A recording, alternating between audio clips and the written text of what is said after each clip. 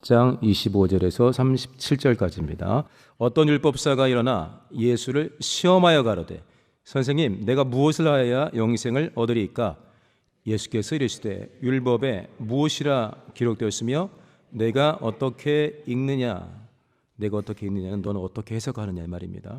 대답하여 가로되 내 마음을 다하며 목숨을 다하며 힘을 다하며 뜻을 다하여 주 너의 하나님을 사랑하고 또한 내 이웃을 내 몸과 같이 사랑하라 하였나이다. 예수께서 이르시되 네 대답이 옳도다. 이를 행하라. 그러면 살리라 하시니 이 사람이 자기를 옳게 보이려고 예수께 여짜오되 그러면 내 이웃이 누구니까? 예수께서 대답하여 가라사대 어떤 사람이 예루살렘에서 여리고로 내려가다가 강도를 만나매 강도들이 그것을 벗기고 때려 거반 죽은 것을 버리고 갔더라. 반쯤 죽었습니다. 마침 한 제사장이 그 길로 내려가다가 그를 보고 피하여 지나가고 또 이와 같이 한 레위인도 그곳에 이르러 그를 보고 피하여 지나가되 어떤 사마리아인은 여행하는 중 거기 이르러 그를 보고 불쌍히 여겨 가까이 가서 기름과 포도주를 그 상처에 붓고 싸매고 자기 짐승에 태워 주막으로 데리고 가서 돌보아주고 이튿날에 데나리온 둘을 내어 주막 주인에게 주며 가로되 이 사람을 돌보아 주라. 부비가 더 들면 내가 돌아올 때에 갚으리라 하였으니 내 의견에는 이 세 사람 중에 누가 강도만한 자의 이웃이 되겠느냐? 37절 시작. 가로되 자비를 베푼 자니이다.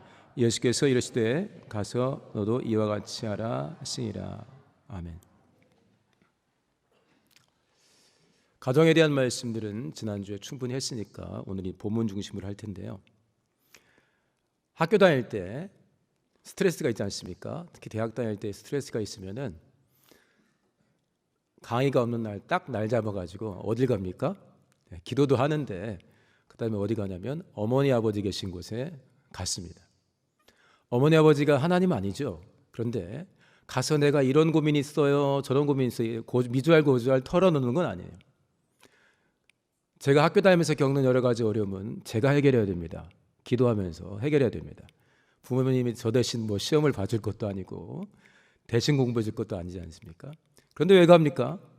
그 얼굴 보고 밥 같이 먹고 부모님 댁에서 자고 오면은 엄청난 쉼을 누립니다. 그렇지 않습니까?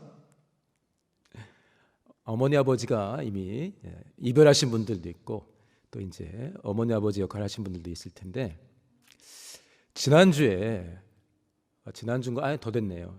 굉장히 답답한 일이 있어가지고 사무실에 있다가 바깥으로 나갔습니다. 산책을 좀 하다가 산책을 했는데도 답답한 거예요. 그래서 제가 가족 중에 그 시간에 누구랑 통화하면 통화가 될까 했다가 직장도 있고 일도 하니까 그 시간에 전화한다고 다 받는 건 아니잖아요. 그래서 그 중에 이 사람이면 전화 받겠구나. 우리 가족 중에 전화 딱 한 다음에 여보세요 하고서 대화한 거 없어요. 그냥 목소리 듣고 내가 힘을 좀 얻으려고 전화했다고 다시 끊었어요. 막 웃더라고 이제 우리 가족 중에 하나가. 가족들은 이렇게 가정은 물론 이제 이런저런 사정이 있어가지고 가정에서 더 상처받는 분들도 있습니다. 제가 이따 소개해드릴 노래 가사도 있는데 그분은 가정이 굉장히 어려웠기 때문에 집에 들어가기를 어려웠다는 분도 있는데 일반적으로는 집에 가면은 조건 없이 이렇게 받아주죠. 그것도 이제 오랜 동안 받아줍니다. 저희 집도 보면은 애들이 늦게 오면 왜 늦게 왔냐 하지만 또 뭘 먹고 왔는지 밥은 먹었는지 또 챙기고 저도 새벽에 일어나면 아이들 방에 가서 애들이 잘 자고 있는가 또 봅니다. 조건 없습니다. 조건 없습니다. 그렇기 때문에 가족들은 쉼을 줄 수 있는 굉장히 좋은 통로가 됩니다. 자, 우리 사진을 한 장 보겠습니다. 첫 번째 사진 보게 되면은 자, 사진 나오나요? 네. 왼쪽 거는 제가 1살 때입니다. 왼쪽인가요? 오른쪽인가요? 여러분들 보시기에 왼쪽인가요? 제가 1살 때, 그러니까 제가 67년생인데 68년에 첫 돌 때 찍은 사진입니다. 그 옆에 거는 뭐죠? 그의 꼬맹이가 커가지고 결혼해서 애를 낳는데 그 아이의 첫 돌 때입니다. 97년, 제 아이가 96년생이거든요. 97년 첫 돌 때 찍은 사진. 그 다음 볼까요? 이거 좀 확대했습니다. 됐습니다. 그 다음 가족들은 이런 게 있죠. 여기 잠깐 닫아주실래요? 신앙의 주제들이라는 게 있습니다. 금년도 2023년 저희 교계업의 사역의 표가 뭡니까? 같이 볼까요? 시작. 그렇죠. 오직 말씀으로, 오직 성령으로. 매월에 그러면 각각의 또 그 돌아보면 좋겠다는 신앙의 주제들이 있습니다. 어떨 때는 뭐 공동체, 어떨 때는 기도, 어떨 때는 부활. 4월의 주제가 무엇인가 기억나시죠? 다시 사신 주님 앞에 서는 달. 주제가 뭡니까? 부활입니다. 그래서 이제 4월을 어떤 달이라고 표현하냐면 다시 사신 주님 앞에 서는 달. 그러면서 이제 키워드라는 거 우리가 좀 간단하게 줄여서 한번 생각해 볼까 했을 때 여기 생명으로 이렇게 표현을 해가지고 4월을 우리가 보냈습니다. 5월은 가정의 행사들이 많은 달인데 5월의 신앙의 교ገብ의 주제가 뭘까요? 가정 같죠? 가정의 여러 가지 일들을 돌아보게 되는데 사실 5월의 신앙의 주제는 사랑입니다.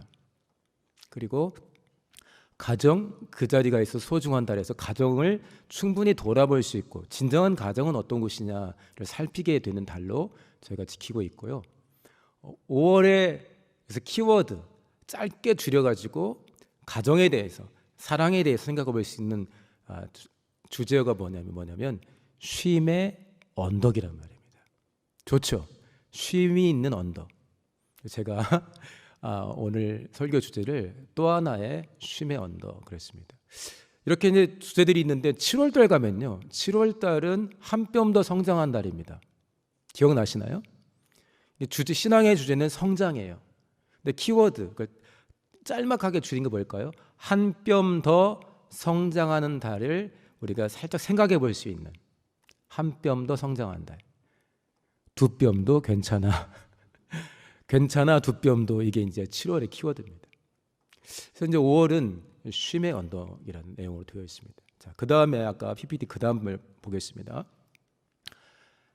지난주 7시 때 이제 우리가 충분히 가정은 어떤 곳인가? 행복한 가정이 되기 위해서는 부모는 자녀에게, 자녀는 부모에게, 남편은 아내에게, 아내는 남편에게 어떤 일을 해야 되는가?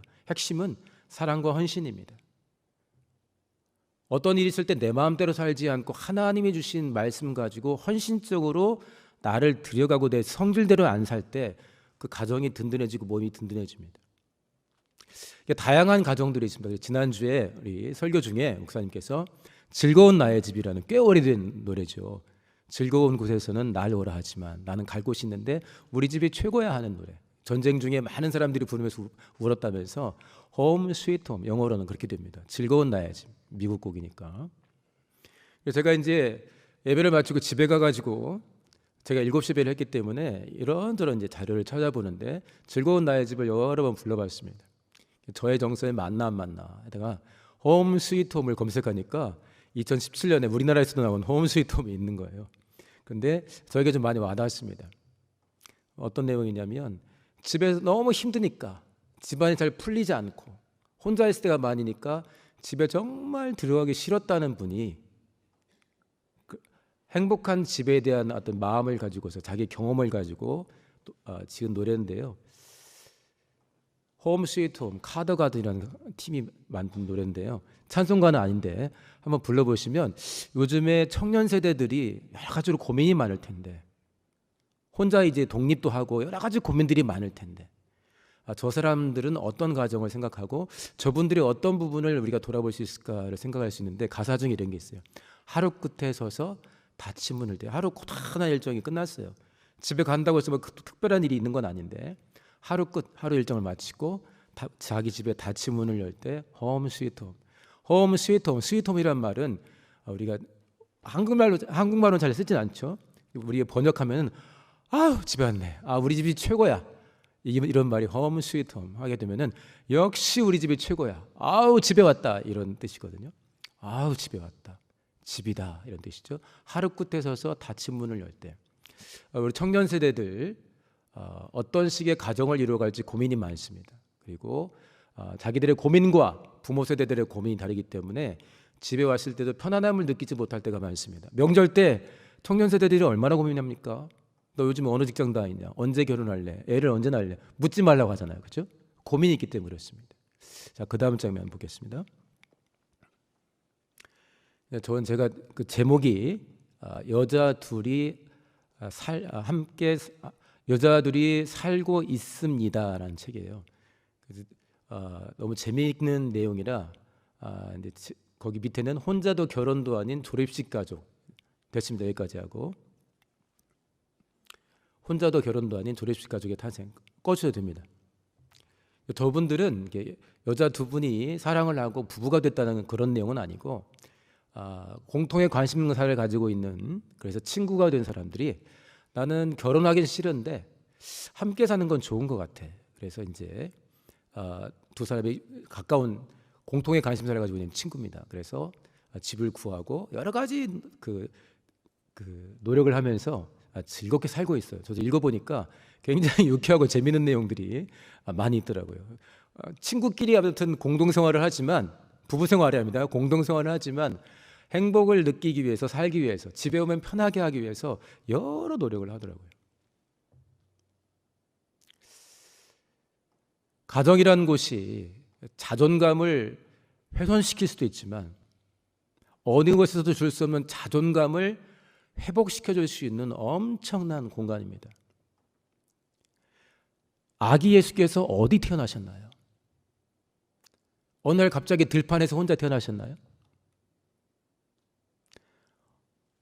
로마 황제의 황실에 어느 날 갑자기 별이 나타나더니 아이가 딱 태어났나요? 아닙니다. 어디 태어났나요? 가정에 태어났습니다. 마리아와 요셉의 가정에 태어났습니다. 그러니까 생각해 보면 제가 생각했어요. 마리아와 요셉이 본가에도 가고 친가에도 갈 때, 친정에도 갈 텐데 아이고 내 새끼 하고 안아볼 때 또 무슨 생각을 했을까? 마리아가 아이고 내 새끼 하면서 아이고 우리 하나님이겠을까요?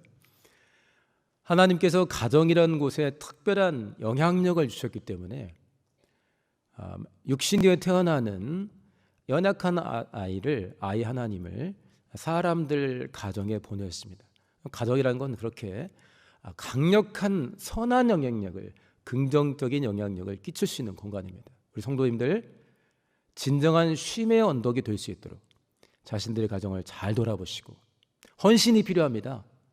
요구하는 것만 필요한 것이 아니라 아빠는 자신에게 뭘 요구하고 부부끼리 서로 뭘 자꾸 요구하는 것이 아니라 내가 할 역할을 찾아서 헌신할 때 하고 싶은 때만 하는 것이 아니라 필요한 일을 내가 헌신해서 할 때 그러면 든든하게 서가겠죠. 최근에 가정에 대한 책을 읽은 적이 있는데 가장 핵심적인 것, 가정이 선한 공동체로 서가기 위해서 가장 핵심적인 것이 뭐냐? 헌신이다. 하고 싶은 일만 하는 거, 내가 원하는 것만 요구하는 것이 아니라 해야 될 일을 해내는, 그래서 든든히 세울 수 있는 것이다. 자, 그 다음 PPT에 제가 꼭 하고 싶은 내용이 있어서요. 찬양의 주제입니다. 널리 알려지진 않았는데 저희 친척이 저희 가족 중에 하나에게 선물이라면서 본인이 소속된 교회에서 특송하면서 불렀던 영상을 보냈는데 저 곡이었어요. 나중에 한번 들어보세요. 하나님의 사랑이라는 곡이고요. 유재범 씨가 부른 곡입니다. 가사가 참 좋은데 제가 왜 이 가사의 일부분을 가져왔냐면 한 사람의 성장하다가 자기 자신에 대한 자존감이 최고치로 올라갈 수만 있다면 그것도 그냥 자뻑이 아니라 하나님의 은혜 가운데 주변의 사랑의 돌봄 가운데 은혜를 받고 하나님의 사랑을 체험하면서 자존감을 저 수준으로 얻을 수만 있다면 얼마나 좋을까. 그래서 제가 제 가사를 읽다가 너무 통쾌해서 우리 성도님들과 나누기 위해서 좀 적어왔습니다. 저거는 우리가 평상시에 부르던 내용과 비슷합니다. 한번 읽어볼까요? 시작. 하나님의 사랑은 끝이 없고 하나님의 은혜는 무궁하며 하나님의 기대는 영원하고 그 사랑 끝이 없다. 여기까지는 뭐 너무 평범해요. 똑같죠? 그 다음 볼까요? 시작. 하나님 형상대로 심히 좋게 만드셨고 물과 피를 다 쏟아서 십자가 지셨다. 여기까지도 우리가 너무 많이 불렀어요. 우리 금요기도회 때도 십자가에 대해서 얼마나 찬양했습니까? 지난주에도. 근데 그 노란 글씨가 저한테는 너무너무 통쾌한 거예요. 그렇지. 내가 저렇게 고백해야 되고 내 가족들이 저렇게 고백해야 되고 내 이웃이 저렇게 고백해야 되고 우리 모임에서 제일 좀 없어 보이는 사람, 스스로도 정말 좌절하는 사람이 저 고백을 해야 된다 생각했습니다. 노란 걸 읽을까요? 시작. 나는 내가 보기에도 아깝다. 나는 내가 보기에도 사랑스럽다. 어떻습니까? 나는 내가 보기에도 아깝다. 하나님의 형상대로 지으셨다. 지어놓고 손 뗀 게 아니라 물과 피를 쏟아주셨다. 다시 보니까 나는 내가 보기에도 아깝다. 너무너무너무 존귀하고 사랑스럽다는 거예요. 그 다음에 나는 내가 보기에도 사랑스럽다. 그 뒤에 후렴에는 하나님의 입장에서 바꿔가지고 너는 내가 보기에도 아깝다. 내가 지었지만 다를까 봐서 혹시나 내가 보기에도 너무나 너는 아깝다. 내가 보기에도 너는 사랑스럽다. 2절은 이제 하나님 입장에서, 1절은 자기 고백입니다. 나는 내가 보기에도 아깝다. 나는 내가 보기에도 사랑스럽다. 됐습니다. 살면서 지나치게 경쟁하고 지나치게 외모로 차별하고 얼마나 가졌냐, 무슨 집에 사느냐, 부모는 뭐 하시냐, 직장은 어디냐, 이렇게 너무너무 비교하는 세대입니다. 특별히 대한민국. 그러니까 비교해서 1등이 돼야만 조금 안심이 돼요. 2등이 따라오지 못할 1등. 잘 나가는 회사들 얼마나 바쁩니까? 왜 바쁘죠? 2등이 따라오니까 그래요. 옛날에는 국내에서만 1등하면 됐는데 이제는 글로벌 시대잖아요. 일본에 더 좋은 회사, 대만에 더 좋은 회사가 있으면 쉴 수가 없습니다. 발전하는 건 좋지만 너무 심한 경쟁이죠. 그런 곳에서 금방금방 치게 됩니다. 직장 생활 하시는 분들 얼마나 퇴직이 빠릅니까? 학교도 쭉 등수대로 서열되어 있고, 대학도 쭉 서열되어 있고, 고등학교도 서열되어 있고, 학교 가면 몇 등인가 딱 서열되어 있고, 굉장히 불편하지 않습니까? 거기서 남보다 최고로 잘하지 않는 한 어떻게 저런 고백을 할 수 있습니까? 그러나 저게 진짜입니다. 혹시나 사람들이 나를 몰라주고 자꾸 비웃는다 할지라도, 집안이 다른 집보다 어떻다 할지라도, 내가 지금 형편이 어떻다 할지라도 하나님의 은혜를 안다면, 성령까지 부어주실 정도로 작심하고 나를 챙기시는 분이라는 걸 안다면, 성령은 마지못해 왔는데 너 때문에 내가 정말 미치겠다 하는 것이 아니라 말할 수 없는 탄식으로 우리를 위해 기도해 주시고, 한번 내가 작심하고 왔기 때문에 네가 어떻게 하든 나는 떠나지 않을 거야. 요한복음 14장. 또 다른 보혜사를 보낼 텐데 영원토록 너희와 함께 하실 것이다. 너 어렵냐? 내가 말할 수 없는 탄식으로 너를 위해 친히 기도하고 있다. 네 연약함을 내가 돕고 있다. 성령에 대한 바울의 신앙 고백이고 우리가 하나님의 말씀으로 받은 내용입니다. 이걸 안다면 나는 정말 내가 보기에도 아깝다. 나는 내가 보기에도 사랑스럽다. 이 고백이 우리 성도님들의 고백 되시기를 예수님을 축원합니다. 할렐루야. 우리 이것 하자고 개혁하는 겁니다. 교회에서 못 볼 거는 더 이상 보지 못하겠다고 딱 끊어버린 일도 개혁인데, 그런다고 개혁되는 건 아니에요. 교회의 일부분이 건강해지는 것이지, 진짜 개혁은 예수님 닮는 것입니다. 쉼의 언덕이라는 이해하기 쉽고 마음이 훈훈해지는 주제어가 5월에 우리에게 주어져 있습니다. 쉼의 언덕.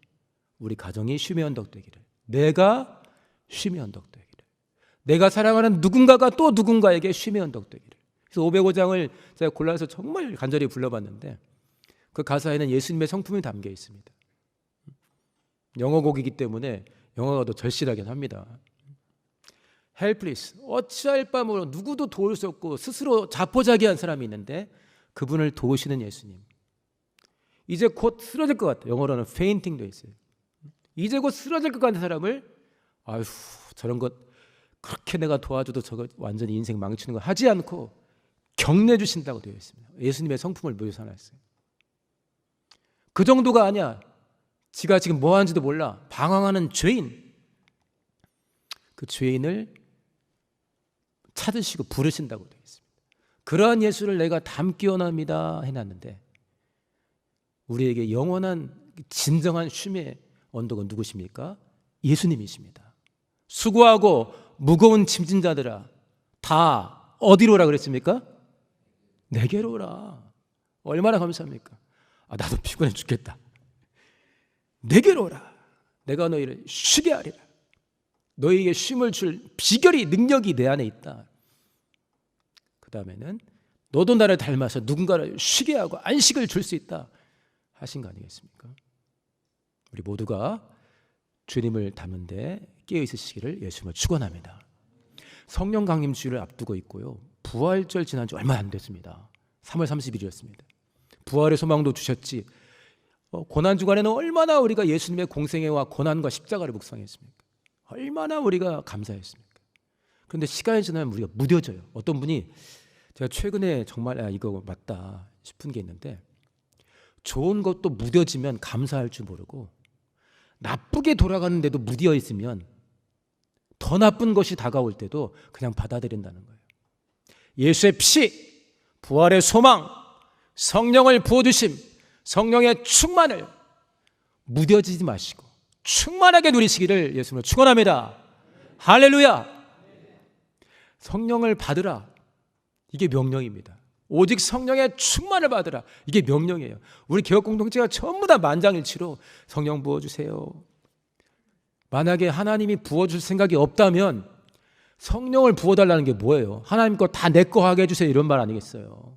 예수의 피, 주의 보혈 내게 있네. 주의 모든 공로가 내 것이라는데 이런 욕심이 어디 있어요? 상상을 초월한 야욕이지. 하나님이 원치 않았다면 예수의 피는 상상할 수 없는 야욕입니다. 성령을 받아요?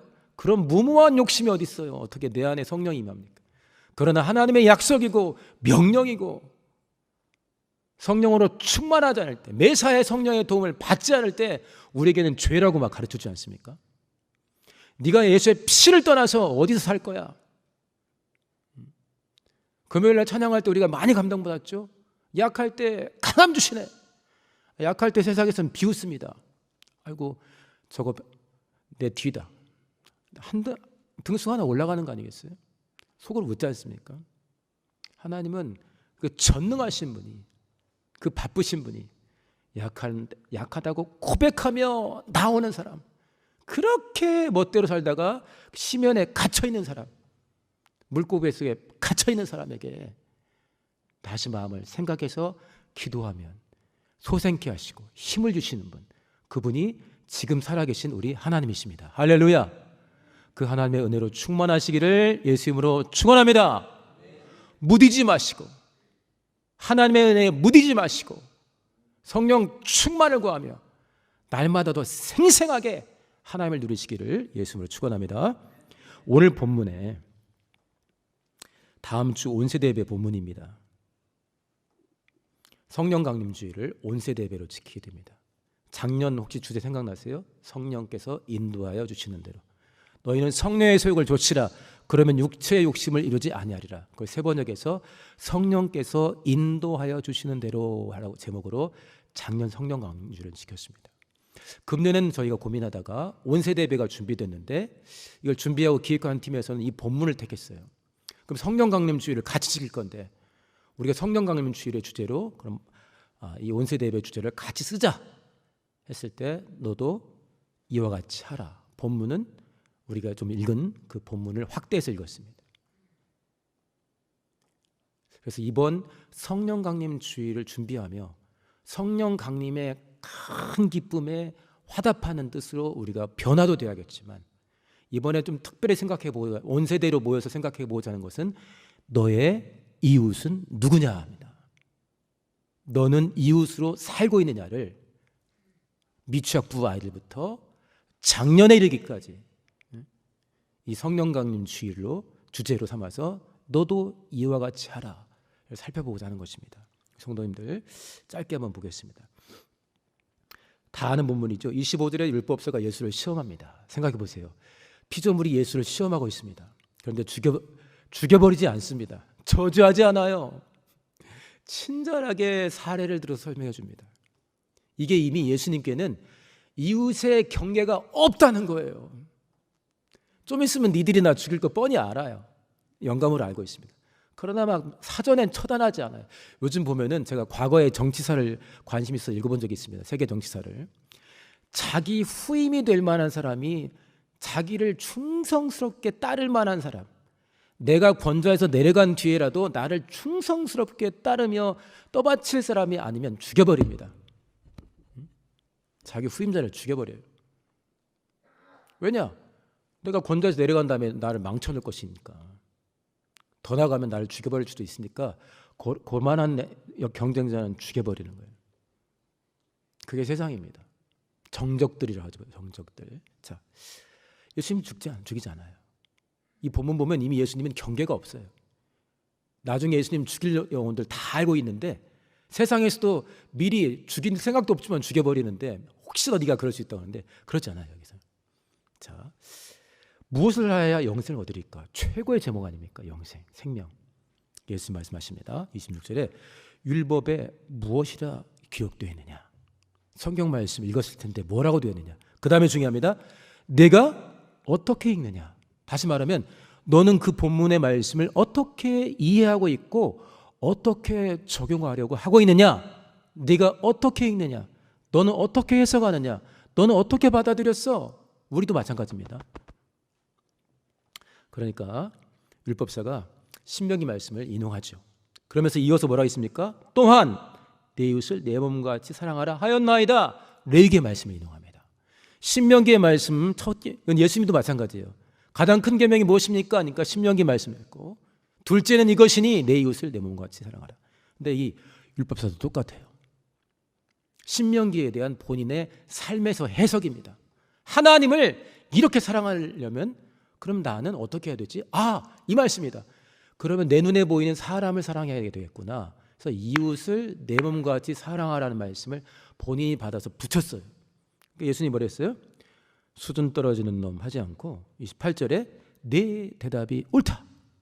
신명기 6장도 옳고 레위기의 말씀도 옳다. 하나님께 나온 게 아닙니다. 그러나 대답은 하나님이 해주겠죠. 우습게 여겨지는 나사렛 촌놈에게 하는 이야기예요. 영감이 있어 보이지만 어쨌든 근본은 촌놈이니까. 그러나 실상은 하나님이 아니십니까? 대답합니다. 내 대답이 옳다. 예수님도 그렇게 말씀해 주셨잖아요. 내 대답이 옳다. 그런데 어떻게 했어요? 이를 행하라. 그러면 살리라.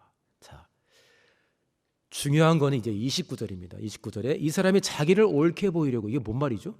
자기를 옳게 보이려고 예수께 여짜오되 그러면 내 이웃이 누굽니까? 내 이웃이 누굽니까? 라고 물어보는 게 자기를 옳게 여기는 건가요? 그 본문하고 무슨 상관이 있어요? 한번 생각해 보세요. 내 이웃을 내 몸같이 사랑하라. 자기가 말한 거 옳다 했어요. 그러면 행동해라 했는데 예수께 여짜오되 내 이웃이 누굽니까? 이게 뭘 자기를 옳게 보이는 거예요? 자기를 옳게 보여요. 자기를 정당화하려고 이렇게 해석할 수가 있습니다. 그러니까 이 율법사도 성경을 해석하고 순종한 영혼입니다. 열심히 성경대로 사는 영혼입니다. 그래서 자기는 레위기 19장 18절과 연결시켜 놨어요. 누구나 그 당시의 랍비들이 옳다 하는 겁니다. 맞다. 행동해야 되니까 나름대로 본인이 생각하는 이웃의 경계가 있어요.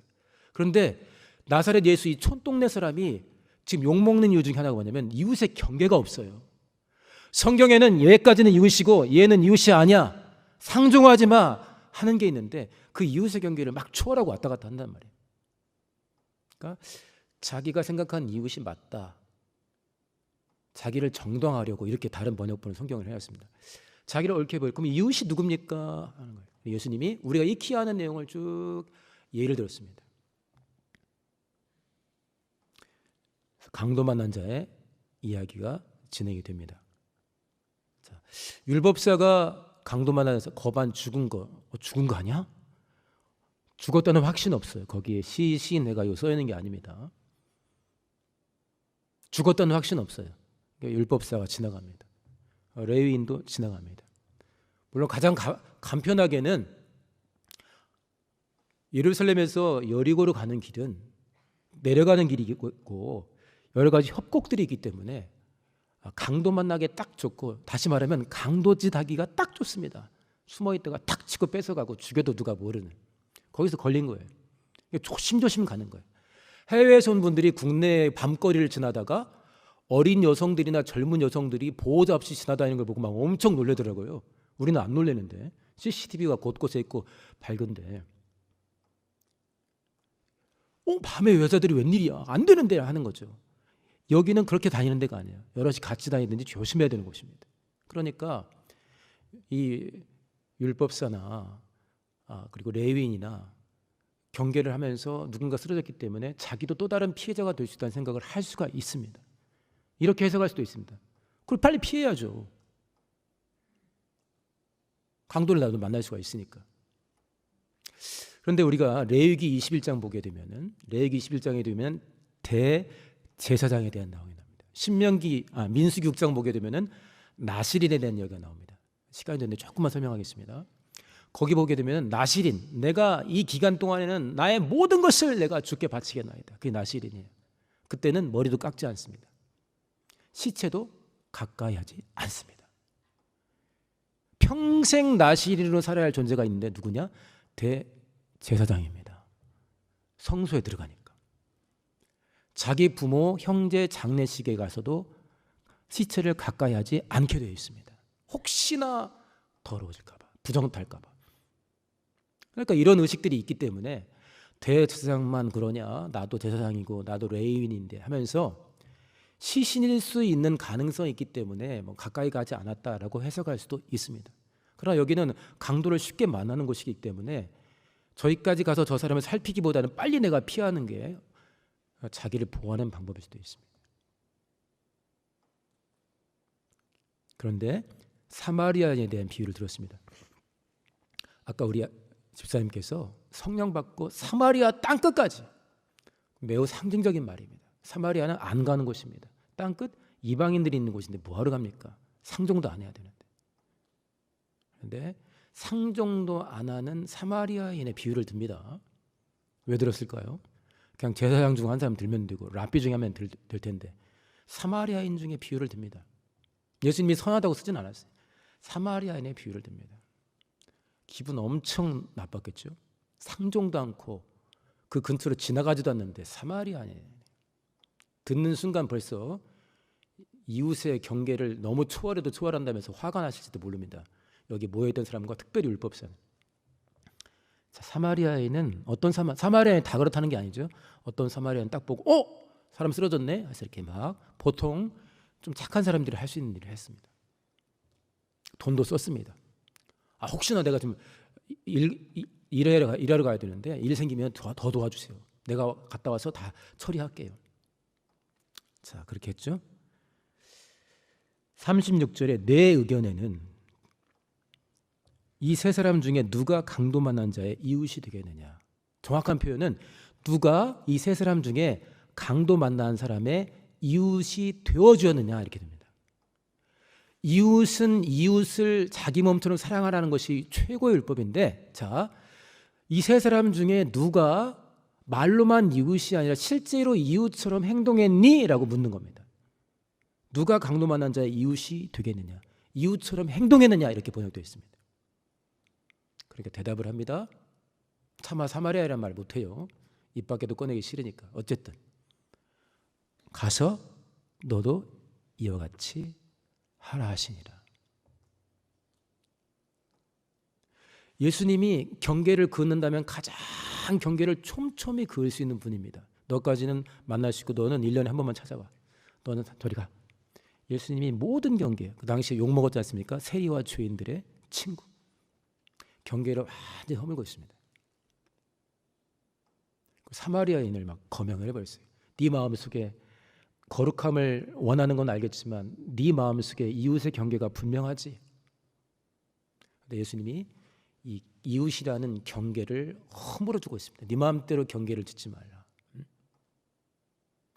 그리고 그 이웃에게 네가 너에게 하듯이. 저도 이 본문 읽으면 생각해봤습니다.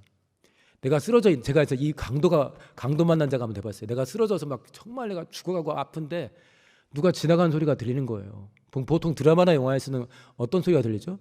살려주세요 뭐 이런 소리 들리잖아요. 근데 그냥 지나가면 우리가 영화나 드라마보다 어때요? 저 자식 좀 도와주지 그냥 가네 막 이렇게 하지 않습니까? 나라고 생각해 보세요. 여기 비유인데 예화를 든 건데 우리 성도님들 자기라고 생각해 보세요.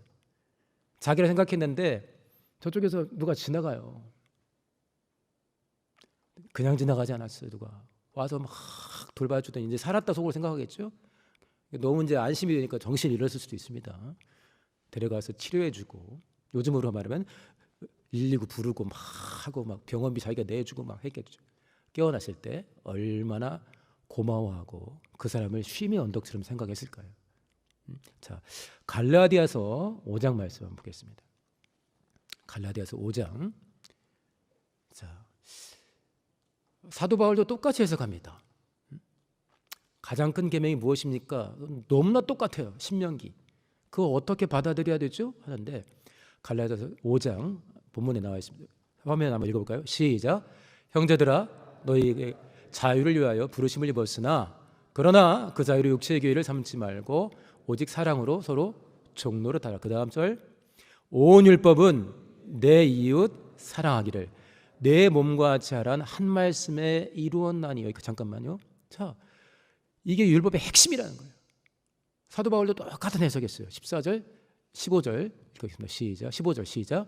만일 이웃끼리 싸울 수도 있지. 1등, 2등 짓밟아버릴 수도 있지. 3등이 2등하고 1등 죽여버릴 수도 있지. 그러고도 끝까지 호의호식하는 사람 많은데, 근데 서로 멸망한다고 그랬어요. 왜 멸망하죠? 하나님 앞에서. 이런 식으로 이웃을 대하면 너 망하는 놈의 마. 갈라디아 교회에 보낸 편지 사도 바울의 해석입니다. 율법의 최고의 핵심, 내 이웃을 내 몸과 같이 행함으로 사랑하는 것이다. 안 돼? 그럼 망해 이놈아 한 거예요. 사도 야고보의 기록 한번 보겠습니다. 야고보서 2장 똑같은 말씀입니다. 시작. 너희가 만일 경에 기록한 대로 이웃 사랑하기를 내 몸과 같이 하라 하신 최고한 법을 지키면 잘하는 것이거니와. 만일 너희가 외모로 사람을 취하면 죄를 짓는 것이니 율법이 너희를 범죄하러 정하리라. 여기도 경에서 가장 최고의 율법, 성경을 다 읽어도 최고의 율법, 행할 수 있는 최고의 율법을 내 이웃을 내 몸과 같이 사랑하라 했고, 그 다음에 이제 실천 사항이 나와 있죠. 너 사람을 외모로 취하지 마 그랬어요. 네 기준이 있는데 쟤 좋은 애 나쁜 애 이런 애 저런 애 하지 말라는 거예요. 그럼 어떻게 된다 했어요? 죄라는 거예요. 죄.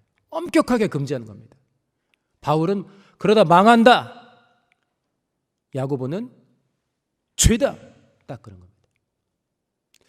온 세대와 함께 우리가 어떤 신앙의 전통을 성경에서 받아서 내 것을 되게 하고 자라나는 고등부 학생들, 중등부 학생들, 초등부 학생들, 미취학부 영혼들, 또 우리 새생부 동료들에게 우리가 온 세대가 함께 성령을 의지해서 나눌 수 있을까요? 우리 안에 있는 좋고 나쁨의 이웃의 경계를 주의 은혜 가운데 깨트려 버리시고, 주님이 모든 경계를 허물어 버리시고 우리 가운데로 오신 거 기억하지 않으십니까? 십자가. 그렇게 경계를 허무는 사랑이 어디 있습니까? 부활의 소망을 주셨습니다. 성령이 각각 들어와 계십니다.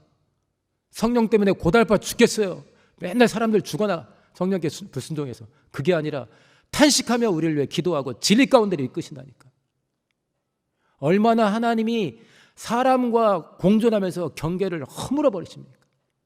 이웃과의 내가 만든 경계를 차곡차곡 하나님을 의지해서 허물어 버리시고, 그리고 말로만 저 사람이 내 이웃이 아니라 누가 강도 만난 자의 이웃이 되었느냐, 이웃이라고 말하냐가 아니라 이웃이 되었느냐.